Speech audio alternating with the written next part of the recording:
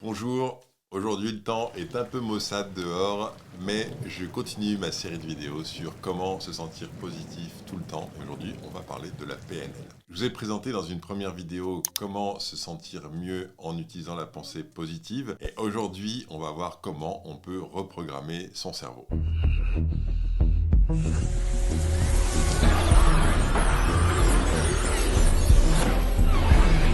En fait, dans ces vidéos, je partage avec vous les différentes méthodes que j'ai utilisées, testées, pour pouvoir me sentir le mieux possible, le plus souvent possible. D'ailleurs, si ce sujet vous intéresse, c'est que peut-être, comme je l'ai été, vous vous sentez pas forcément bien dans votre peau et que vous aimeriez trouver des méthodes qui vous permettent de pouvoir vous sentir bien à l'intérieur de vous quand vous le désirez. Donc aujourd'hui, je vous présente une méthode qui permet d'ancrer le positif en soi. Eh bien, en fait, je vais vous parler de la PNL, c'est-à-dire de la programmation neuro-linguistique. Rien que ça. La PNL, c'est un ensemble de techniques qui permet finalement de changer les comportements qui ne nous conviennent pas. Cela a été développé par deux personnes qui s'appellent John Grinder et Richard Bandler dans les années 70. Alors évidemment, je ne vais pas vous faire une vidéo pour vous expliquer ce que c'est que la PNL en profondeur. Je vous invite à faire des recherches si vous voulez. C'est assez connu, donc vous pourrez trouver des informations dans plein de sites internet. Moi, ce que je vais vous présenter aujourd'hui, c'est une des techniques qui s'appelle l'ancrage.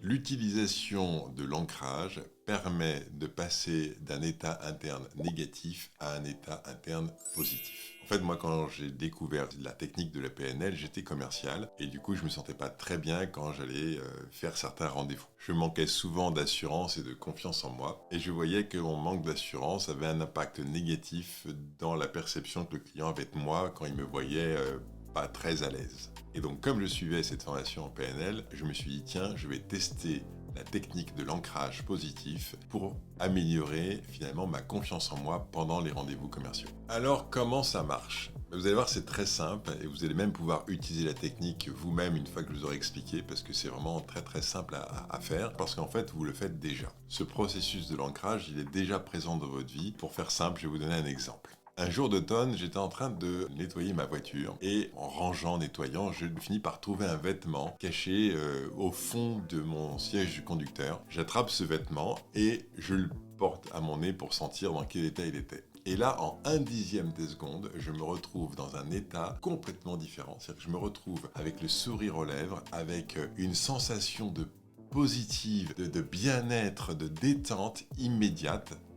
Parce que ce vêtement sentait le sable, l'odeur du pain et de la crème solaire. En fait, c'est un vêtement que j'avais oublié pendant les vacances et en le reprenant d'un seul coup, je me retrouve en vacances. Ça, c'est ce qu'on appelle un ancrage olfactif. C'est-à-dire que l'odeur m'a remis en contact avec des sensations qui remontent à une autre situation, à un autre endroit, à un autre événement, mais en un quart de seconde, je suis complètement connecté avec cet événement. C'est ça un ancrage. Si vous avez entendu parler de la Madeleine de Proust, eh bien c'est exactement ça. C'est-à-dire qu'au moment où il sent le parfum, l'odeur, la texture de cette Madeleine dans sa bouche, hop, il est renvoyé dans son passé, dans son enfance et avec toutes les sensations, les émotions associées.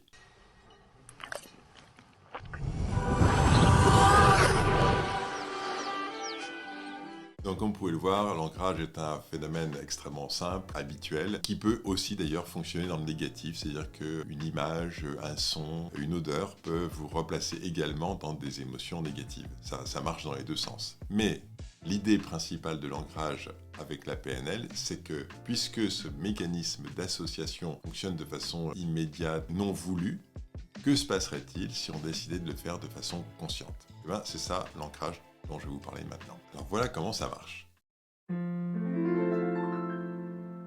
C'est très simple, vous allez décider d'abord de l'état interne dans lequel vous voulez vous retrouver quand vous avez envie de vous sentir bien. Donc ça va être probablement un état interne très positif. Et puis ce que vous allez faire, c'est que vous allez choisir un mouvement, un geste que vous faites pas habituellement justement, un geste un peu particulier qui va être associé à chaque fois que vous vous sentez dans cet état interne. Et l'idée, ça va être de refaire ce geste régulièrement jusqu'à ce que, quand vous êtes dans cet état interne, vous puissiez vous dire « je fais ce geste-là » et du coup de connecter les deux ensemble. Quand vous aurez répété un certain nombre de fois, eh bien, il suffira de faire ce geste pour que vous vous retrouviez dans l'état interne.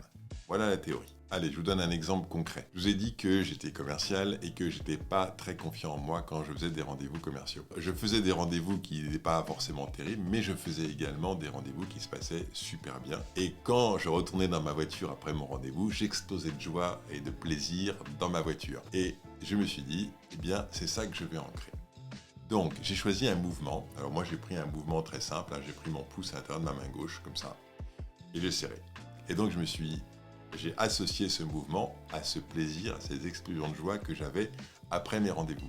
Donc à chaque fois que je finissais un rendez-vous qui s'était bien passé, je serrais mon pouce et j'ancrais ce sentiment de réussite, de plaisir dans mon pouce.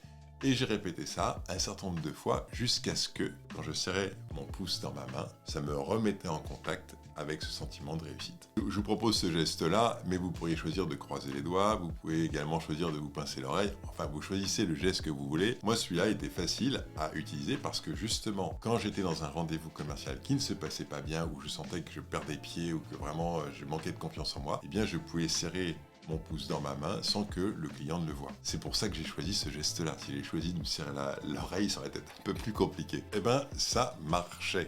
C'est-à-dire que quand je me retrouvais en difficulté chez un client et que je serrais mon pouce dans ma main, je me retrouvais avec un sentiment de confiance. En tout cas, ça réactivait un sentiment de plaisir, de bien-être. Et du coup, ça me permettait de retrouver un peu plus d'assurance pendant mes rendez-vous. C'est génial, non ? Oui, mais il y a un petit bémol. Et je vous l'explique maintenant. Ça marche super bien, mais il y a quand même une limite dans le système. Je ne sais pas si vous avez remarqué que quand vous faites du sport, eh bien, vous avez votre corps qui vous plaît, vous avez peut-être même des abdominaux, vous êtes en forme, tout va très très bien pour vous. Et puis, vous avez peut-être remarqué aussi que quand vous arrêtez de faire du sport, eh bien, votre corps ne ressemble plus vraiment à ce que vous voudriez. Eh bien, la technique que je viens de vous présenter fonctionne à peu près de la même façon. C'est-à-dire que si vous arrêtez d'ancrer le sentiment de réussite, comme je viens de vous l'expliquer, eh bien, au bout d'un moment, quand vous serrez votre pouce dans votre main, il ne se passe plus rien. Ou en tout cas, c'est de moins en moins fort. En gros, l'ancrage ne fonctionne que si vous le maintenez en vie. C'est-à-dire qu'il faut sans arrêt répéter ce geste pour pouvoir garder la sensation qui est associée à ce geste. Eh bien, je suis un petit peu comme tout le monde, j'allais dire, je manque un peu parfois de discipline, et évidemment, comme j'ai découvert que quand je mettais mon pouce dans ma main et que je serrais, ça marchait, je me sentais mieux, eh bien, j'ai arrêté de le faire. J'ai arrêté de répéter ce mouvement en pensant que ça y est, c'était acquis. Et puis, bien sûr, la sensation est de moins en moins forte jusqu'à complètement disparaître. Je pensais que j'avais ancré la confiance en moi, et en fait, j'avais juste créé une béquille qui me permettait de retrouver un sentiment positif quand j'en avais besoin, mais je n'avais pas ancré la confiance en moi de façon définitive. Or, c'est ça que je voulais. Donc, j'ai pesé le pour et le contre, et je me suis dit que l'effort que ça me demandait et le résultat que j'obtenais ne correspondait pas vraiment à mon ambition.